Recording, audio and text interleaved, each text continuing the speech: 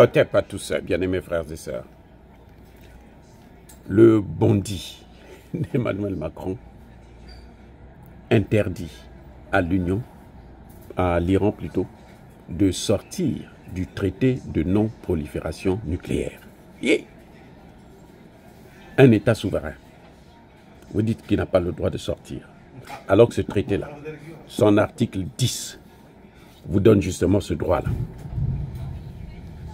Les États sont libres de sortir de ce traité.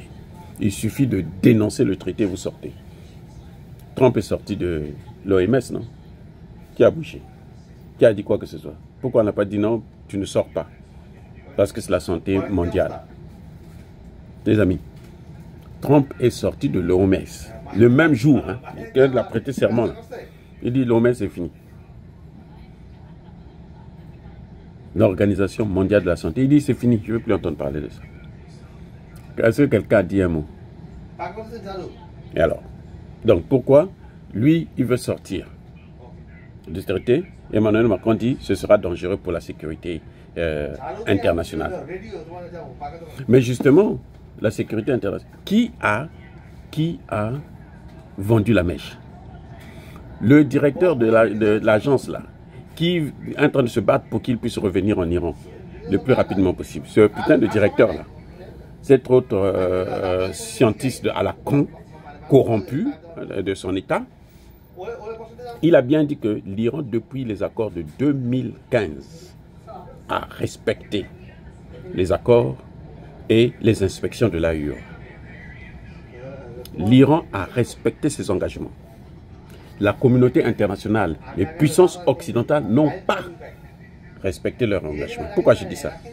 Parce que les engagements, là, l'Iran devrait respecter le traité et ce serait accompagné. En retour, les pays de l'OTAN devraient lever les sanctions. Ils n'ont jamais levé les sanctions. Au contraire, Trump est venu encore mettre le bordel. Il a annulé carrément le traité. Et les amis, ça dit que non, on ne doit pas jouer comme ça avec la vie des autres. On ne peut pas jouer comme ça avec la vie des autres. Vous savez, en général, les pays qui sont en déclin, ils aiment toujours faire la guerre.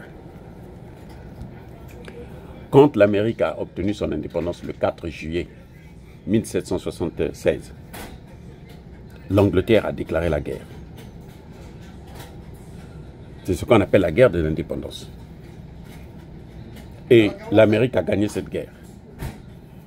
1812, l'Angleterre est revenue encore à la charge. C'est pareil pour Haïti. Quand Haïti a obtenu son indépendance, hein? En 1800, je pense, 1802. Hein?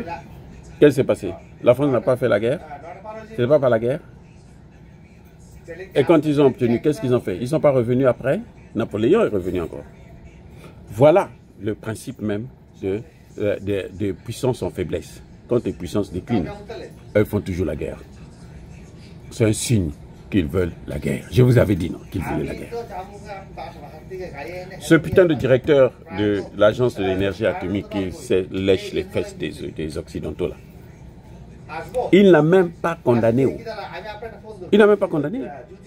Je vous ai déjà dit que envoyer une bombe, c'est comme si on déclarait, plutôt bombarder des sites nucléaires, c'est comme si on envoyait une bombe sur le site. C'est le même effet. Ça donne l'effet de Hiroshima, de Nagasaki. Et c'est ce qu'ils voulaient. Parce que ceux qui allaient mourir là-bas, ce sont les Iraniens, ce n'est pas des Européens. Le directeur de l'agence n'a même pas condamné un peu. Même pas de façade, même pas partiellement, comme disait le Parlement iranien. Et maintenant, il est le premier à dire non, il faut que je revienne là-bas pour faire le contrôle. Comme ça, tu vas encore prendre toutes les informations, tu vas donner à Israël, et puis tu vas donner aux États-Unis, et puis il va encore revenir bombarder. Pourquoi il ne va pas contrôler le nucléaire iranien, israélien? Pourquoi? Parce que Israël n'a pas signé le traité.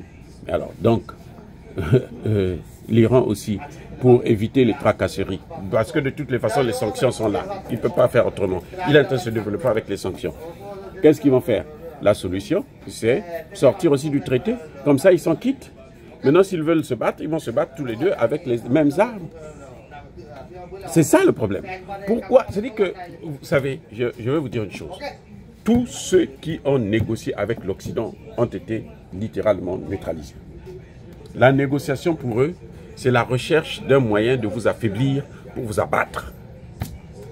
Tous ceux qui ont négocié, coopéré avec eux, ont toujours terminé sous terre. Vous vous souvenez de Toussaint Louverture? Attendez, vous vous souvenez de Toussaint Louverture? Hein? Le libérateur d'Haïti. Qu'est-ce qui lui est arrivé? Il est venu en France négocier. Il est venu en France négocier. Résultat, on l'a pris, on l'a mis dans une chambre, en prison, dans une chambre, sans chauffage, sans des conditions de nutrition, une torture morale telle que le gars n'a pas pu survivre, il a succombé dans la prison. Toussaint Louverture dont vous entendez parler, le grand Toussaint Louverture, notre ancêtre, notre héros. Comme ça qu'on l'a achevé. Kadhafi, je vous ai dit non. Mais tout ce monde-là, c'était quoi? Les négociations. Les négociations. Vous négociez avec eux là. C'est pour vous abattre. C'est tout. Avec eux, on ne négocie pas.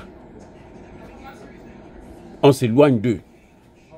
On n'a pas... Ils viennent là, ils lèchent le cul. Mais vous voyez Touadéra, non? Touadéra est en train de revenir avec les Français là. Vous allez voir ce qui va lui arriver. Vous allez voir, vous allez entendre. Il n'y a pas de problème, vous allez entendre. C'est ça leur principe. Et c'est idiot que les Africains puissent toujours tomber dans le même piège. Les Africains surtout. J'espère qu'avec l'Iran, ça va pas. L'Iran ne va pas tomber dans le piège. Pourquoi je dis ça? Parce qu'il y a eu une réunion, hein, l'OSCE. Hein? Et là, il y avait tout le monde. Il y avait les Russes, les Chinois. En Chine, c'était à Pékin. Il y avait les Iraniens, il y avait les Pakistanais, il y avait les Indiens. Les ministres, tous les ministres de la Défense, pour contrecarrer. Ça, c'est l'organisation même. Hein, le bras armé des BRICS. Heureusement qu'ils s'organisent pour se préparer, pour contrecarrer ces gens-là. Sinon, non, ils vont encore foutre ce monde-là dans le bordel, pas possible. Ils ne peuvent plus. Économiquement, ils ont échoué. Ils n'arrivent plus. Donc, ils veulent la guerre pour annuler, pour remettre les pendules à zéro. Et puis bon, eux, ils vont courir en Afrique pour encore dominer l'Afrique avec ces dirigeants de merde. Des gens qui, aujourd'hui, ils prennent des positions que tout le monde acclame. Demain, ils reviennent encore. Nous, on tend la main. Et puis, il y a des gens qui viennent justifier ça. Ou peut-être que non. Quand on dirige un État, il y a des réalités qui font qu'on est obligé de courir, tendre la main. Vous voyez un peu? Et le Sahel, là, il n'y a pas de réalité au Sahel. Vous savez que le Centrafrique est plus riche que le Sahel. Hein? Le Centrafrique, là, il est plus riche. Il y a tout là-bas aussi. Il y a l'uranium. Tout ce que vous voyez en RDC, là, il y en a au Centrafrique. Et il faut savoir gérer comme font les autres. Allez voir Traoré. Allez voir pourquoi lui, il ne peut pas, Traoré ne peut pas, plutôt Touadéra ne peut pas aller voir Traoré, Assimi Goïta ou Tchani pour voir comment ils sont en train de faire pour contourner toutes ces sanctions. Ils sont dans eux, c'est encore pire parce que eux, ils n'ont pas été élus. Ils ont été élus par leur parlement. Hein? À travers des assises populaires. Touadéra a été élu dans les conditions occidentales. Donc, il ne subit pas les mêmes pressions. Mais eux, ils s'en sortent mieux que Touadéra. Vous ne voyez pas que Touadéra a un problème? Les amis, écoutez, soyez bénis.